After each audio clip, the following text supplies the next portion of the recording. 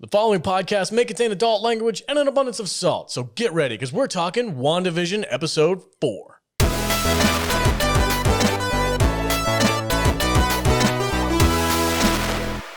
Welcome and thank you for listening to another episode of the Salty Nerd Podcast. I am your host, the Salty Nerd. In today's episode, we're going to be talking about WandaVision Episode 4. We interrupt this programming to present to you. What's the title? It's called We Interrupt This Program. Cool. Half right.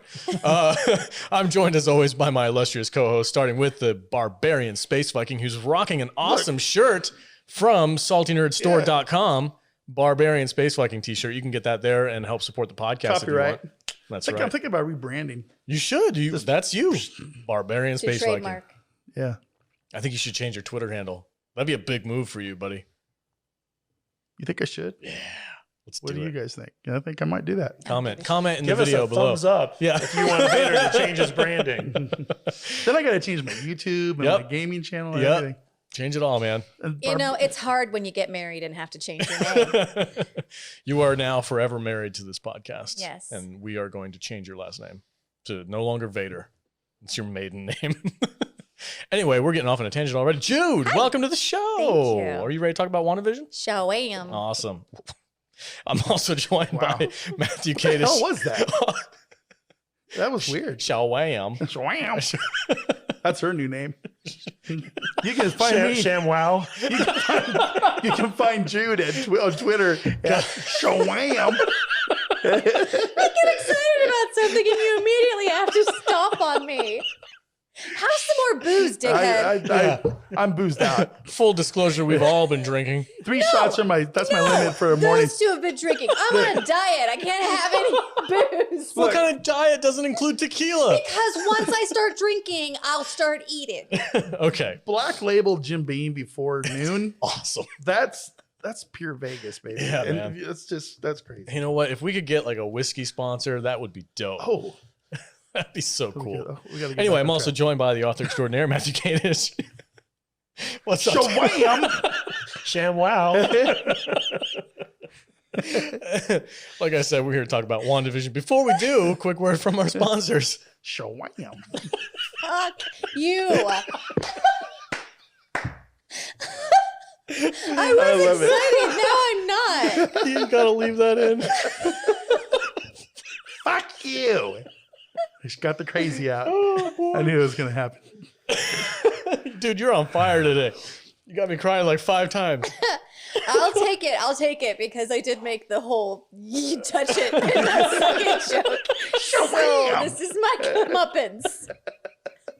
I have a tissue just for my tears of laughter this episode. Oh, you guys are in for a treat this week. Do you need another box? I might if he keeps on going. All right, guys, let's get into this episode. It's probably my favorite so far. So let's dive super deep and have some fun. And Kadish is going to lay the roadmap out for us, and then we're going to interrupt and talk about the scenes. Go ahead. Kadish, take it away. That's my job. I will say that if WandaVision had premiered the first 3 episodes, I think I would have liked it a lot better because I'm now fully on board. Yeah. Thanks to episode number 4. Good. Yeah, I put out a tweet this week, and I was like, man, WandaVision went from 0 to 60 in like 1 episode. They just hit the gas pedal. 6 to midnight. But Yes. I kind of knew they were going to do this Yeah. at some point. I mean, I knew we were going to get every episode as some retro retread. So, Like, I think my biggest problem was the first 2 episodes were just like they were so into the premise of just recreating one of these classic sitcoms that it was boring. And I think that if they had let us binge the first 3 episodes, because the ending of episode 3 that leads into this episode was like so interesting, Yeah. that a lot of the criticism of this show would have been kind of, satisfied. And then this being the second week episode, where you actually feel like it's a Marvel show for a change. Starting with the intro. Oh, like, let's talk. Yeah, let's let Kadish set it out up. the gate, I was like, fuck yes. She's just talking about the Marvel intro where it's the logo. Did they not do that the last couple of times? No, Oh, it was all the 50s sitcom Yes, you're intro. right. And then this one right out Dun, the gate. dun, dun, dun, Oh, dun. And it's got ew. the Marvel. Dude, that music, like ever since these 20 some odd movies have come out, that freaking music gets me on fire. man. It's like listening to the 20th Century Fox drum roll again. You know, Yeah, Yes, man. they've definitely got that. it's immortalized. You know what's kind of funny, and this doesn't have nothing to do with WandaVision, but I kind of find it funny how Lucasfilm Star Wars has tried to copy that with the intros before their original stuff, and it doesn't hit quite as well. Not as well. You know what They I mean? do the Lucasfilm Shine Yeah, logo, and right? then they have the Vader and Boba Fett. and Oh, that's whatever. right. Yeah. And it's all shiny. Yeah, they look like action figures. And it's like, Yeah. it's okay, but I'm getting a little salty on the Star Wars, and I don't even know why. Because back to WandaVision, the freaking everybody. Marvel intro, like Yeah. Jude said, like, thank you for reminding me. But Yeah. yeah, like having that music show up, like really was like in your face. Hey guys, Marvel's here. It's pretty cool. I've always enjoyed Marvel's credit intros, even when it was just, when they were flipping through pages of a Yeah. comic book, Yeah. back in the day. Yeah. And it was good. They've Yeah. always done a good job with that It's stuff. like episode 4 walked up to the door and kicked it open. Yeah. Yes, I agree. All right, Kadish, let's get into it. What happens first off? All right, so Captain Monica Rambeau is reassembled from the snap, waking up in a hospital room after seemingly dozing off while waiting for her mother Maria to be discharged. I'm just going to stop you right there. The reintegrating the reverse of the dusting, The reverse blip. Yeah. that was awesome. That was Yeah. awesome. And You know- listening to like the consciousness start coming up too. Yeah. Yeah. And it's like all of a sudden everybody like they were gone and then they weren't and they didn't realize that they were gone. Yeah. And it was very distressing. It's like they did this same thing in the Spider-Man movie, right? But I felt like it was played more for laughs back then. Did they show people coming back? Yeah. So like in Spider-Man Far From Home, they had a kind of homemade video of like a basketball game. Oh, that's right. And all yeah. the band members just kind of like, Yeah. snapped back. puffed in the yeah. But this one made it seem way more Chaotic. like crazy Yeah. and Yeah. stressful You know what and weird. And it was cool. Yeah. It was interesting how they all just kind of You know what it reminded back. me of? It reminded me of that first episode of The Walking Dead. Yes. Yeah. Yeah. When Yeah. Rick wakes up in the hospital. Where you automatically, It's like, shit's bad right now. what Shit's the F? crazy. Yeah, like yeah. the chaos that you wake up into. That kind of reminded me. Yeah. And to mention your point about the consciousness where you hear like the voiceover stuff, I thought not only was that really well done to like show somebody coming back into the world, but to let the audience know who this character that we're looking at is. Yes. It's the little girl from Captain Marvel. yeah, Yeah. the And- daughter. Yeah, the daughter. And I thought that was a really, really clever way of not having like an exposition dump It's like and still get the had point I across. had forgotten that Captain Marvel the movie because I've only seen it once. Yeah. Was set In the 90s. 20 years ago, Yeah. 30 years ago. So it was interesting. I feel Yeah. like we're going to gush over this episode for 2 hours. Well, It's possible. We could. we're still in the first scene. I know, right? I know. No, but the opening hospital scene was amazing. It really set itself apart from a lot of the other Marvel stuff. Like I just wanted to say that I thought how they reintegrated the blip was fun and interesting how they And did it's it. kind of a head trip when you think about like as that scene's going on and you see Monica Rambeau kind of walking around disoriented as all these people are coming back. Like at the same time, the Thanos is raining fire down upon Avenger headquarters. Yeah. And like Yeah. that stuff's all happening concurrently. yep, this is Oh, I hadn't even thought about yeah, that. Yeah, this that's takes true, too. place right after Yeah. Hulk snaps. Yeah. And everybody comes back, and then that big freaking battle scene in Endgame starts. Like this is happening. Yeah. And it's cool to see like how much of a bubble some people are in. Like they're not aware of this like crazy, interdimensional space battle going on. Yeah. It's a really cool thing to think about. And Yeah, it also they kind of had sets up the no timeline. heads up that the Avengers were trying to actually like save all the people who'd been erased. Yeah. You know? Yeah.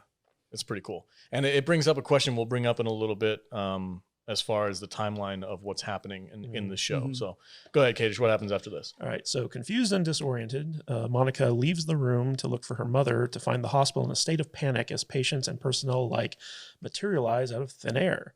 She soon tracks down her mother's doctor, who reveals that Maria passed away from cancer 3 years ago, which is 2 years after Monica herself disappeared. And this is like the first glimpse that we saw of like the actual chaos of what happened the minute that the blip was reversed. And, in Spider-Man Far From Home, that takes place 8 months after the blip. So it's almost been like a year's worth of time after, Spider-Man gets back in the saddle Mm-hmm. for that movie.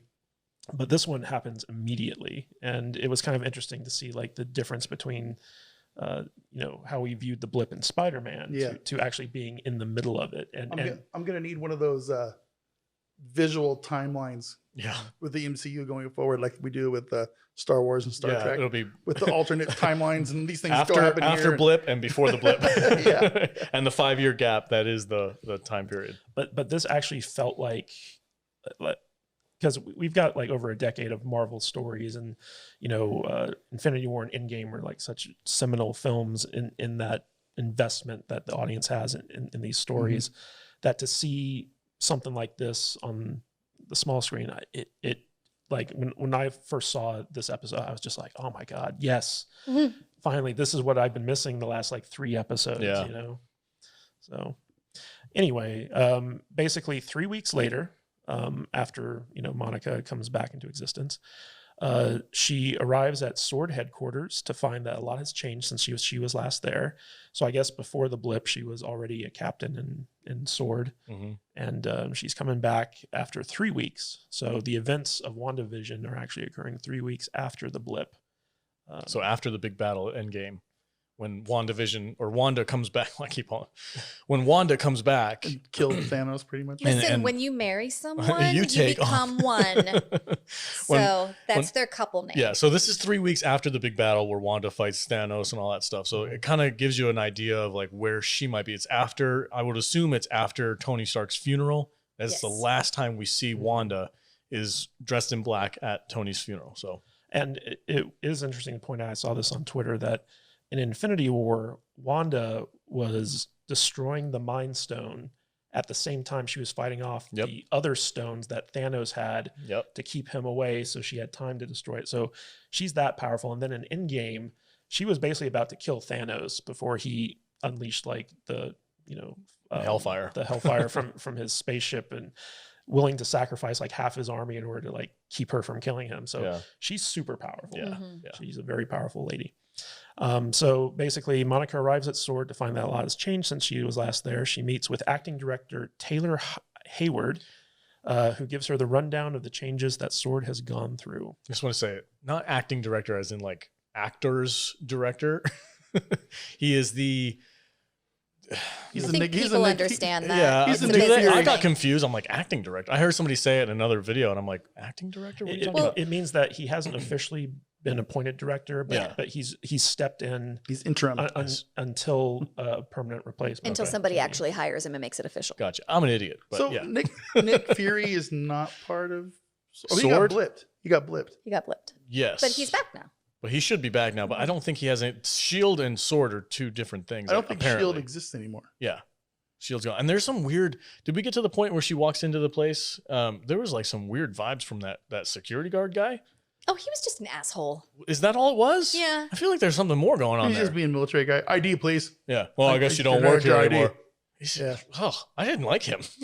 Yeah, Probably not supposed to. she said that she works there, but he was like, if you did, your ID would be working. Yeah. I'm like, what a dick move that was. Typical guy in a security position that feels Hey. like he's a big shot. Hey, I have a badge on my shirt. I used to work security. Okay. Me too. Good for you. He still It was- does. I know. I don't work security. You don't? No. You're the big brother? I'm in gaming. Oh. I'm not in security. Excuse me. Anyway, I didn't like that guy. I thought he was a jerk. I was like, wow. I honestly, I thought maybe there would be some kind of Boy, this is follow through with that, like gonna be later a long on. podcast. Yeah, it We're is. talking about security guy.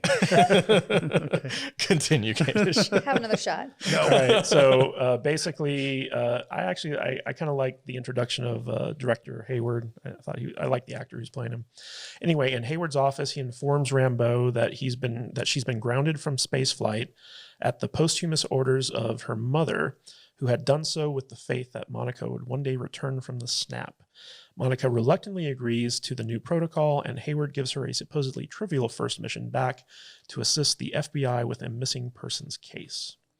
Upon arrival at the town limits of Westview in New Jersey, Monica meets up with FBI agent Jimmy Woo, who explains someone in the Witness Protection Program based in Westview failed to check in that morning, and upon investigation, he discovered that not only had said witnesses' relatives not been in contact with him, they'd never heard of him before. So I love the continuation with the FBI guy because he's the same FBI guy that was in charge of Ant-Man's house arrest and Ant-Man 2. Did you notice the card trick that he did? Yeah. Yeah, that's He- cool. so- Ant-Man taught him. Yeah, and Ant-Man, he was like, "How did you do that?" And he was like, "Oh, it's a card trick. I'll show you." And then in this one, we see him do it with his That's business card. that's the kind of stuff I love about the MCU is they keep the world fun and Continuous. interesting. They keep the world kind of small, He- but still, that's the kind of stuff I like about movies like this. yeah, Is that they keep us kind of grounded with the cool, familiar stuff. You know, it's the comic book nerd thing. Like, oh, Yeah. I recognize that. Oh, I know Yeah. that. That's a reference to this. It's all over these movies, and I think that's one of the reasons why it's a TV show. You're right. You're right. And also the actor Randall Park, who plays Jimmy Woo, like he's just such an enjoyable actor. to Yeah, he watch. is. Like he was in The Interview. He played Kim Jong Il. Yes, yes, that's right. I love that I have movie. not seen that yet. Oh my god, dude, it's so funny. Super controversial. Yeah, it was so funny. Yeah, but he was also on a sitcom called Fresh Off the Boat, I think. And Yes. like he's just a very talented, like comedic actor. Mhm. My favorite moment with him is when he played Jim Halpert in The Office, and Dwight was like super confused because they had pictures of him and Pam, and he like crossed the T's and dotted the I's. He was Jim Halpert for the day, and Dwight just lost his mind. Like I that's one of my favorite things that this actor's been in. It's super funny to see him. And So you like The Office? I do. I like The Office. Gosh, you're such a salty today. We know you like The Just Office. checking me all We're every talking chance about he gets. WandaVision. All right, sorry. We're talking about the actor. Oh my God. God. Can All we right. talk more about your job? Yeah, okay. All right. But I agree with Vader. Like as soon as like the character of Jimmy Woo is introduced and he kind of uses his close-up magic card, you know, for the business card thing. Yeah. Like I was instantly like, that was from Ant-Man and the Wasp. Yeah. It's pretty I was cool. like, he finally learned how to do it. Yeah. It's like these little tiny moments of character development really work out. Yeah, and it's just so satisfying to see, like, you know, across all these different movies and media and stuff like that, that, you know, they work these things into like this show, and you just geek out over Yeah. them. It's amazing how the MCU and the Star Wars world are run by the same parent company, isn't it? Here we go. And how they can fuck up one so horribly and do so well in the other. Here we go. Okay. All right. All right, continue. All right, so basically, like, no one has ever heard of this witness from the Witness Protection Program before. And then the local police claim that Westview doesn't even exist, despite the fact that they're standing right out in front of it. And Jimmy explains to Monica that, you know, he's unable to enter the town because he's getting a strange feeling that someone doesn't want him to. And he says that basically this isn't a missing persons case, rather it's a missing town, implying that everyone in the town has been erased from people's memories. This brings up a lot of questions. Exactly how powerful is Wanda? She's strong. Because she is manipulating the minds of people who aren't even inside of her little bubble. It's great. Like these cops, right? Well, you're also assuming that Wanda's the one behind this. Like, she might be able to control things within that anomaly, but was she the one who created it? Like, that's the real question. We're gonna bring it. I'm waiting for that for later on when the Vision thing gets revealed to talk about that. But yeah, I think this is Wanda. I think she's broken. I do too. Yeah. All right. What happens after this?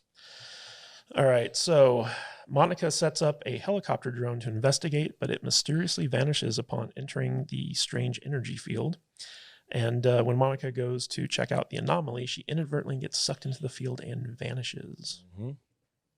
It was cool just to see how she got in there, because we were asking questions about where she came from, and there was speculation about who she was in the last episode, and now we're kind of getting the full view of what's happening. So it's pretty She cool. vanishes inside the energy field only to reappear in black and white later. Whoa. On TV. Whoa. With really terrible hair. You didn't like her hair? Yeah, No. I was telling Jude about His first 2 episodes, the hair was rough. Yeah, I was telling Jude about how attractive the actress looked, like, out in the real world, and then, like, when she was in the sitcom world, we were like, it's got to be the hair. Yeah. She doesn't look as good. Yeah. Yeah. It's I like I'm down for the 70s fro though. I liked it. Yeah, I like the fro. Those first 2 episodes, though, the hair was Jude bad. really liked the blue makeup. Could not stop looking at it. All right. What happens next? All right, so after Monica gets sucked into the anomaly, 24 hours later, Dr. Darcy Lewis is called in alongside various other scientists by SWORD to try to figure out what is causing the Westview anomaly. And can I say like how happy I was to see Kat Dennings? Yes. Really? I was too. Me too. I didn't think she Yeah. was that popular of a character. I loved her in the Thor movies. I liked it that they've turned her from a secondary character, a supporting role, Yeah. into One of the big brains. at least kind of the main character of this episode. You know, she's like somebody that's somebody now. Yeah. You know, I did like so her interaction with people in the bus, and she's like, "So what do you guys all do?" And the one dude's like, "We're not supposed to talk to." Oh, so you're a Boy Scout? Okay. Yeah. Like she was real clever. I like that. Yeah. She was kind of like piecing together what's kept, going kept on. her same character. Yeah. Yeah. She's like Tweaks and quirky. quirks, yeah. I like it.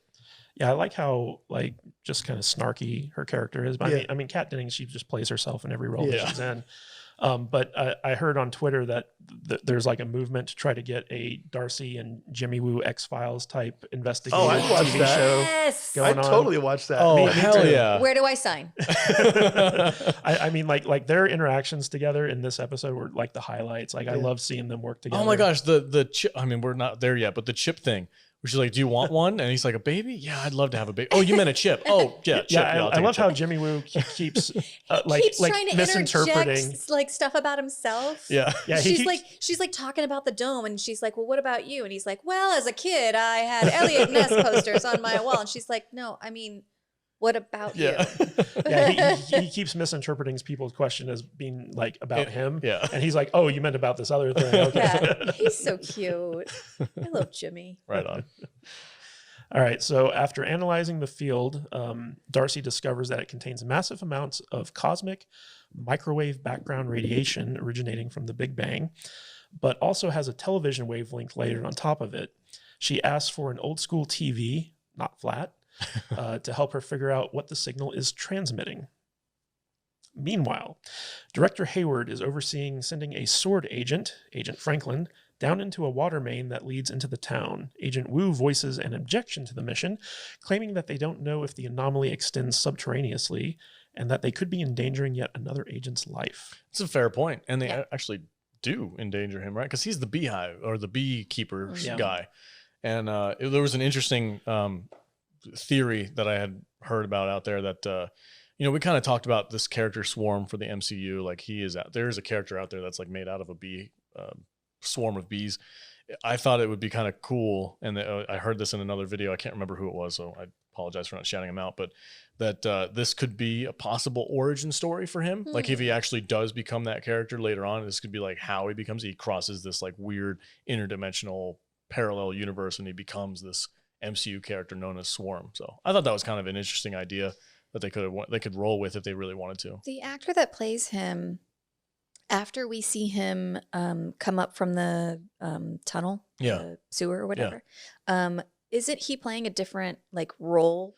So the beekeeper guy, does he become somebody inside the WandaVision universe? Ice Cream Man. Yeah, he's like scooping ice cream, I think in the background in one of the black and white episodes. So he's I just don't like a remember if it's background episode character. 1 or 2, but Okay. yeah, but they show him. That's interesting. It must be episode 2 because it's after we see him as the beekeeper. Yeah. Okay. Yeah. Well, no, that was episode 2. I think it's Wasn't the episode- beekeeper I think episode I think 2? it's episode 3.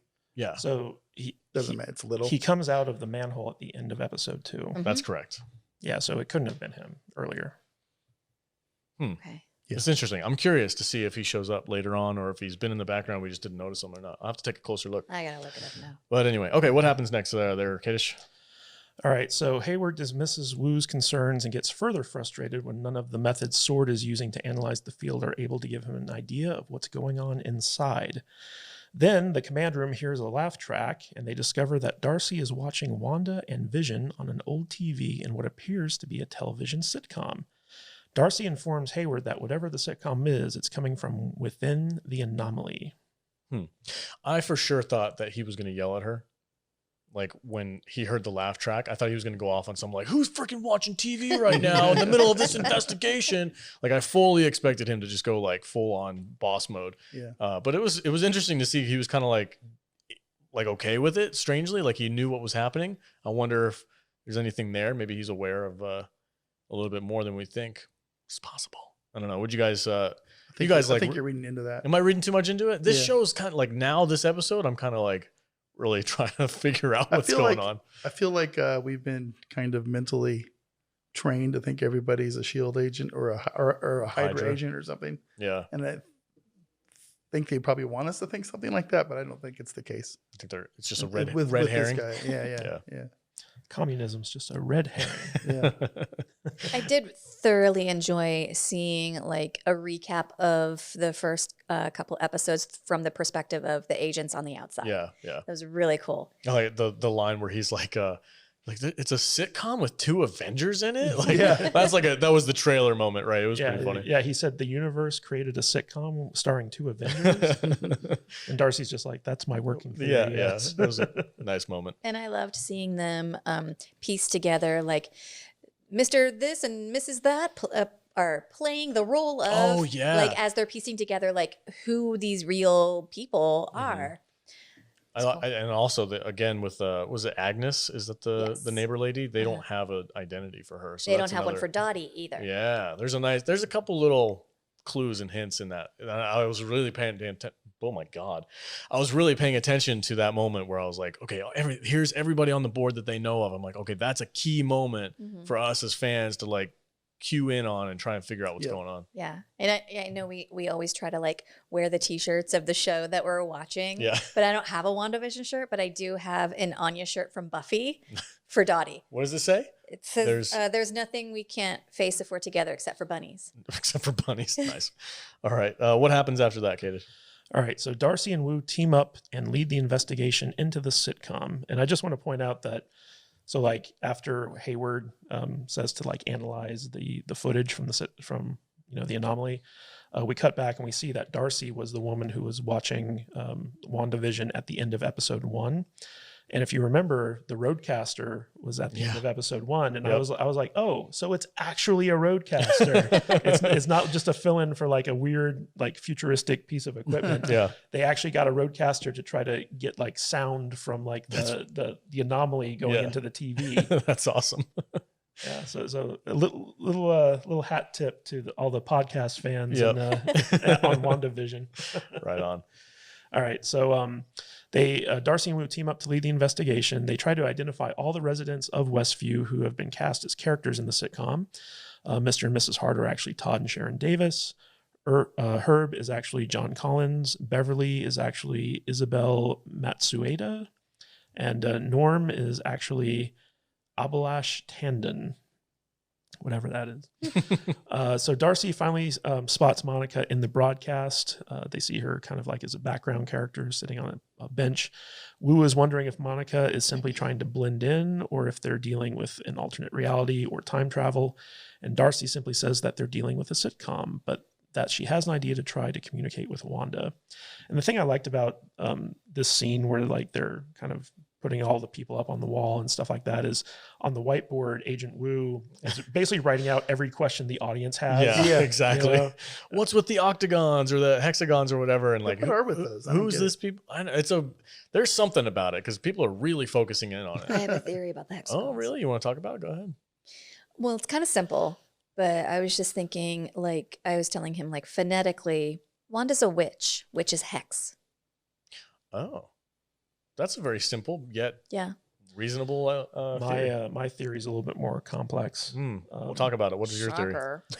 So, in the Guardians of the Galaxy movies, when the ships jump, hexagon shapes are created as they go through the fabric of the universe. Yes. And so because WandaVision is putting out a bunch of this background cosmic radiation that was created in the Big Bang, way back when that created the Infinity Stones. My concept is that the hexagons have to do with just it being the fabric of the universe, and that she's created her own universe over this town, and therefore it's in the shape of a hexagon. Nice. I like that. That's pretty cool. Fine. Jude's like, which, your little lady brain. So pretty. All right. What happens next, Katie? Darcy sets up a transmitter to go directly to Wanda's old-fashioned radio. While Darcy is getting the equipment ready, Wu is told that a sword drone has appeared in the latest episode, but that it's been changed to fit in the production design of the sitcom, and for some reason it's been colorized, and we don't know why that is. Does anybody have any theories about why certain things are colored? I think if you pay attention to what Wanda does when she interacts with things that are a little bit off, it's when she's like distracted or when she's not fully into the universe. That's when things start to go wrong. So I think having this like drone helicopter thing like force its way into the universe that she's created, it kind of shakes her from her concentration, and it breaks that effect. So I think all it is just Wanda kind of losing control every once in a while. Well, the same thing happened when she was having her contractions. She broke her concentration, and then stuff started going wacky in all of the neighbors' houses and stuff. Yeah. So I think that's all it is, really, is just she loses her ability to control the universe that she's in. And we see that she really loses her conversation when we see Vision at one point in the episode. Oh, I can't wait to talk about that. I freaked out. Like legit freaked out. Yeah. Okay. Go ahead, Kadish. Okay, so once Darcy sees the radio during Wanda's meeting with Dottie, Wu tries to establish communication, revealing that he's the voice that we heard on the radio in episode 2. Mm-hmm. Darcy is monitoring the program in the control room and sees the feed suddenly skip ahead as the attempt to contact Wanda is seemingly edited out.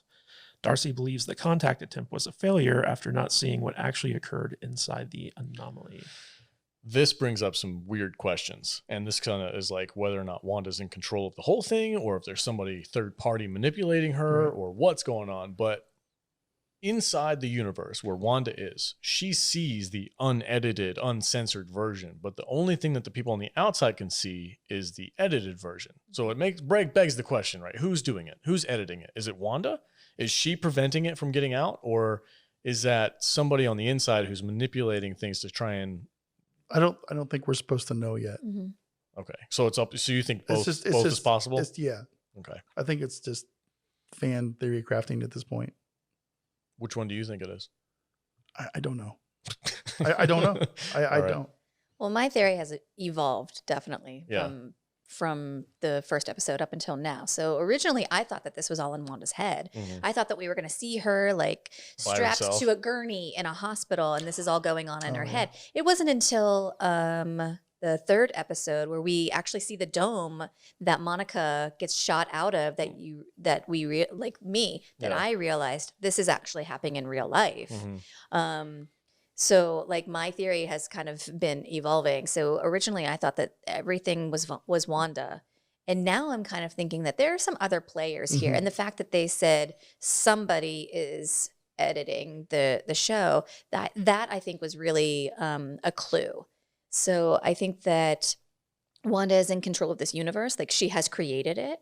But I feel like she's got a bunch of plates on sticks that she is spinning. That's a good way to put it. And whenever something else happens to break her concentration, one of those plates drops for a second.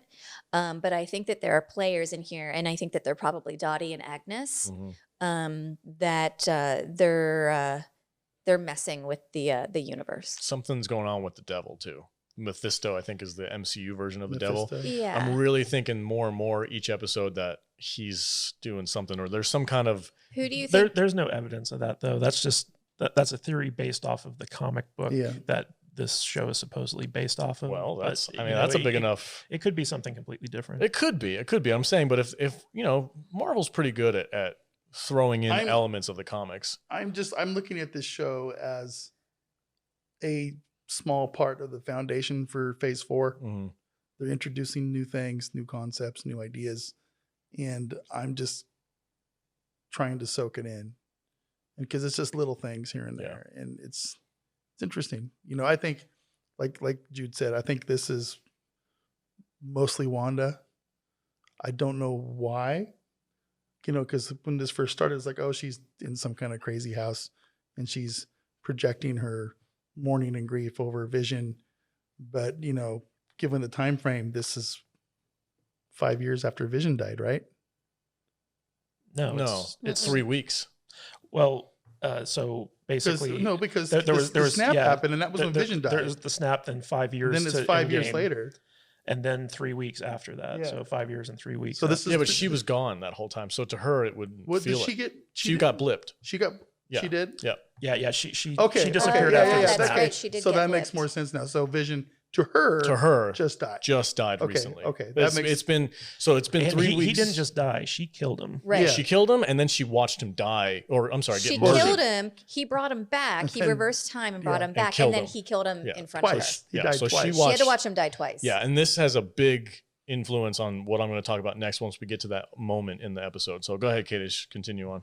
All right. So meanwhile, Agent Franklin arrives inside the anomaly, but as he passes through the field, his hazmat suit is changed into a beekeeper's outfit, and his safety cord is changed into a jump rope and pulled back out by the team overseeing him, while Franklin emerges in the street outside of Wanda and Vision's home, where they spot him just as they did at the end of episode 2. Mm-hmm. However, we do not see the ultimate fate of Agent Franklin as Wanda reverses time to get rid of him. Yep. I think we kind of already talked about this poor guy. We don't know what happened to him, but do we have any theories? He gets turned into the ice cream guy. Okay, all right. I'll have to go back and check. I mean, this has already been confirmed in has it? The multiple YouTube videos out there. Okay, I know the answer to this question. I'll go with Vader then. So sassy today. I know, right? All right. Anybody that gets put inside the bubble, yeah. Wanda integrates and puts into her world. They get their mind wiped. Okay. Yeah, I don't think he was killed. A lot of people are like, "Oh, he must have been erased or something like that." But from what I've seen, Wanda is not killing people. No. Yeah, I agree. Okay, continue on. All right, so Jimmy and Darcy continue watching the broadcast and witness the birth of Wanda's twins with Monica's assistance. They observe Monica reference Ultron, the first time the real world has actually been acknowledged. Only for the image to unexpectedly skip ahead to the end credits of the episode with Monica nowhere to be seen.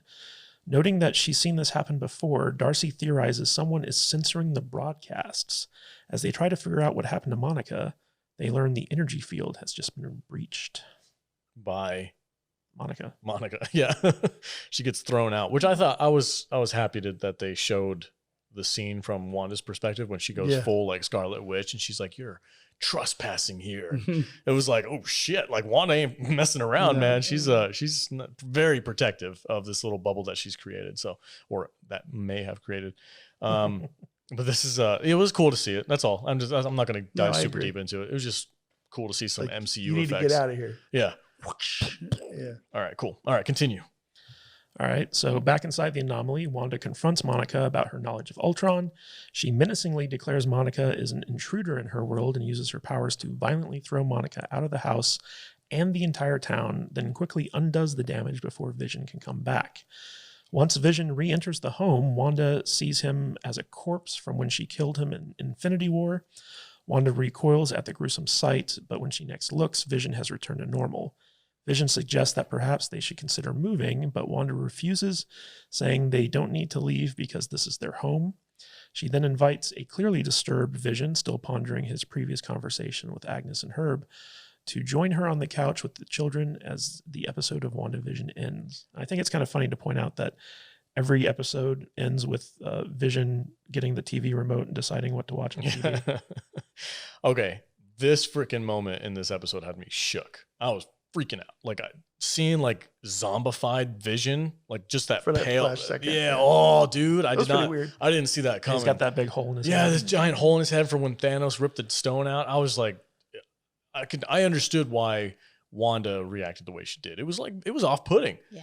Because I like Vision and I like Paul Bettany, and then to see him like a corpse, like walking around, and this is where my theory comes in. Okay. I think that Wanda is 100% in control of what's happening. And what I think happened in between Endgame, where she gets brought back to life, fights Thanos, wins the battle, the Avengers go to Stark's funeral. She's still dealing with a very recent death of Vision.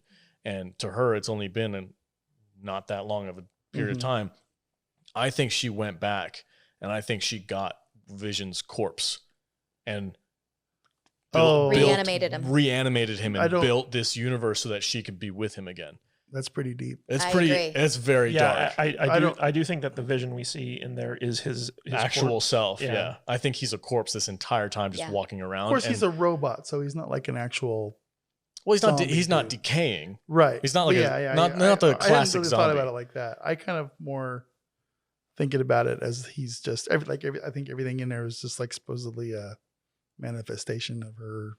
I don't think it's I think everything in there is real. It's just got a coat of paint over it. Yeah. Okay. So I honestly think she grabbed his dead body and like just reanimated it. That herself. was what I was going to ask you. And that's freaky to think about. Yeah, because everyone in there is a real person. Yep. Everything is a real thing. He can't just be some imaginary friend of hers. He's real. Yeah. That's him. Yeah. That's weird. It freaked me out to think when they like had that flash couple of seconds where he's like dead eyes, pale gray and walking around. I was like, oh shit, that's freaking him, man. Yeah, it was cool. It was a great moment. By far my favorite moment in this episode. So yeah. Kadish, what did you think about that? I really enjoyed it. Again, like this episode this was the episode that hooked me into the show because like we're finally like hooked into the larger Marvel universe and we're seeing kind of behind the sitcom curtain here. And this stuff is very intriguing to me. Like you said, there are all these mysteries out there questions that the show has brought up, and we're still kind of searching for the answers. And we've got theories, and we're like, oh, I can't wait to find out what happens. I didn't feel that way after the first 2 episodes. After the first 2 episodes, I was just like, if they're just going to keep like remaking sitcoms, like I'm going to get bored with this real fast. Yeah. But this episode, like, you know, like at the end of that WandaVision episode, it goes back to the 4:3 aspect ratio of the I love TV. how they're playing with the aspect ratios. Yeah. It's fun. Yeah, it is. And so like I imagine that this next episode we're going to be back in the WandaVision universe, but just this kind of brief interlude where we get to see things from Sword's perspective was much needed, I think, because now everything is very tied into the Marvel universe, and we're getting to see little bits and pieces of what they're up to, and I find that very intriguing. Cool. Yeah, it's like I agree. It's like every week you ask how we feel, and I keep saying I'm intrigued. I'm interested in the story. I'm interested. And this week they set the hook. You had the hook in, but this week they set it because they brought us back to some reality, and they go, "Hey, look, this is in the MCU. Yeah, we're moving this world forward, and it's cool." I like that part. And we get and they brought in some characters we were familiar with, and and then they set it up, and they're acknowledging the questions that we have. Yeah, which is really important. That is very important, because if they know that there are questions, then they're most likely are going to have some answers for us. And I think we said after we watched the first 2 episodes and our first kind of recap of the series that we need to wait to see where the show goes before we pass judgment on it, because I was really down on those first 2 episodes. But, they really do look at these as like 8-hour movies or like 4-hour movies or whatever the heck they are. So, the fact that we're at the midway point with this episode, pretty much, I think there are 9 episodes planned. Is it 9? I thought it was 8. So I think it's 9. Cool. More the merrier. There's some kind of weird rumor about a secret 10th episode that I saw, but whatever. But so basically this was like the midpoint of the show. And so like, I feel like this reveal of what was going on outside, in the real world was much needed, so that going forward, like we're going to start getting some answers to these questions. I think seeing the production level, of the modern world it's gotten me a little bit pumped for Falcon and Winter Soldier. Oh yeah, they're not shying away from the CGI stuff. Like it looks legit. I'm a little excited about that. I know when they pulled back from that wide shot of the sword facility that's kind of like surrounding. Because I'm like, we're gonna see MCU movies with a TV budget. I don't want to see that. But no, they look great. Now maybe if they can pull it off, it'll be good. So. Everything Wanda's like force power, that was pretty freaking cool. Yeah. And the funny thing is like me and Jude, we sat down and we actually rewatched the previous 3 episodes before this one. You're an animal. You're goddamn. Well, I felt like it was idea. Yeah, because this is pretty much the midway point of the show, and it's gone through like a huge transition from episode 1 through this, that I wanted to see if it watched different in a marathon than having to wait a week apart. Yeah. I'm so glad we're not binging this. Oh, if we binged it, it would just. That's But it's funny because in episode 2, when we first see Monica Rambeau as Geraldine, she's at this pool party with Wanda and the other ladies from the neighborhood, and the first thing she says is she's like, I don't know what I'm doing here. Yeah. And when she asks her what her name is, like she has to pause for a moment. She's like, Geraldine. Yeah. And you get the sense that she's trying to struggle with what's happening, and stuff just gets put in her head. Yeah. And also, she's new, and I think Wanda gave her that name as Wanda was introducing herself to her. I think you're right. Yeah.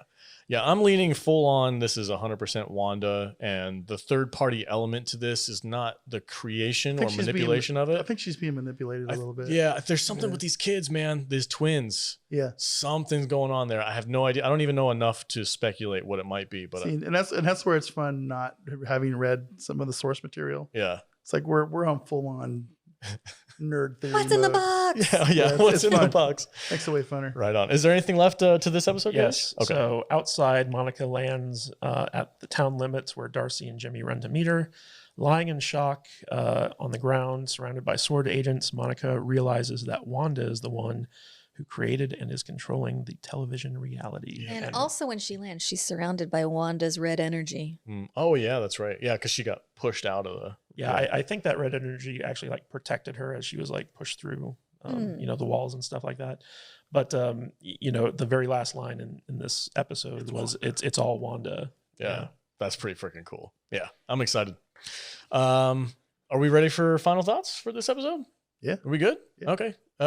Vader, what are your final thoughts on episode 4? Going strong, man. Yeah. I'm into it. The hook is all the way in. It's set, and it's like they're reeling me in. Yeah, absolutely. I know I saw somewhere, maybe on Twitter or something like that, but the director or producer of the show was talking about how they were worried that people would get pissed off at how slow the first 3 episodes were. It's a slow and it's build. exactly what Kadish was talking about. Build, yeah. He's like, they were like, I know it's a slow build, but they were kind of worried about the reaction to it. But I think it's fine. But I think that's kind of where people don't know how to watch episodic television anymore. They gotta let the shit build I was about up. to say, I hate it when people say, "Oh, people just don't know how to watch TV anymore." Yeah. Fight. They don't though. It's like they really don't. The binge thing has ruined a lot of people. Yeah, it has. But I mean, I remember my favorite moments of watching TV shows are ones that come out weekly.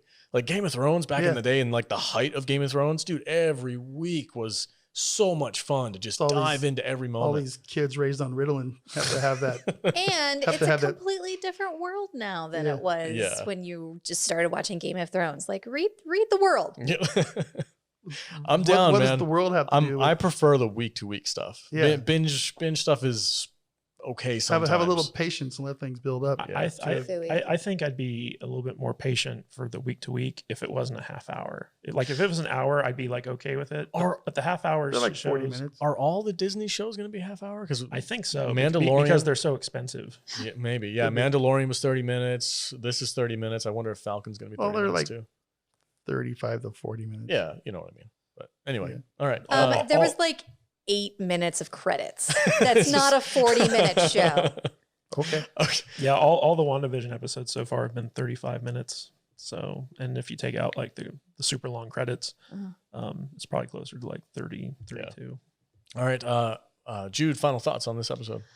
Pumped. Yeah. Really excited. Nice. Out the gate, as soon as it started playing, I was like, oh shit, this is an episode of a different color. Yeah. It's good episode. I'm super excited for the next one. Nice. Kadish, final thoughts? Yeah, best episode of the season so far. It actually made it feel like a Marvel show as opposed to just a Nick at Night knockoff. Yeah. It answered a lot of questions, but also brought up a lot more questions that need answering. And I loved how everything that came before got tied into it. And I love that they brought back some really great fan favorite characters. And it's just it was a fantastic episode, and it brought me fully on board. Right on. Very good. All right, guys. Thank you so much for joining us on this episode of the Salty Nerd Podcast. If you're listening to this in audio only, please leave a review on Apple, iTunes, Spotify, wherever you're listening to it. It really helps us get some recognition and get out there. And if you're watching this on the tube, on YouTube, don't forget to like and subscribe for weekly content. And don't forget to comment too. Let us know what you're thinking. Give us your theories on WandaVision. And before we get out of here, a real quick around the table. Where can we find everybody on the socials, starting with the Barbarian Space Viking? Oh boy, you can find me at Matt Vader 74 at. You guys are freaking me out. Twitch, Twitter. Twitch, Twitter.